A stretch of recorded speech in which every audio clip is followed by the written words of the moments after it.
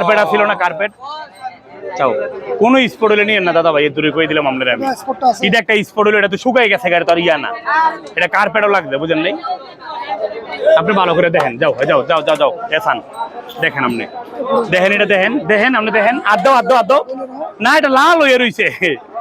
এটা কি দেখেন আপনার কোনো দাগ আছে ভাই দেখেন তো আপনার একটু দাগ আছে নি কোনো দেখেন আপনি থান এটা তেল দিছি আমি কিরে ভাই পশমিটা রইছে তেল দিছি আমি কি দোষী করে দিব আপনারে চান মনের তেল হয়ে যান কইয়া আপনি মনের থেকে দাম কোন আমি দাম চাই না গরু দেওয়ার লেগে কইছি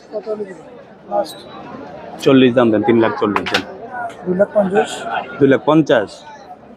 ভাই এত কম কয় না বড় ভাই বড় গরু তো ভাই রাগ করেন কিতেন ভাই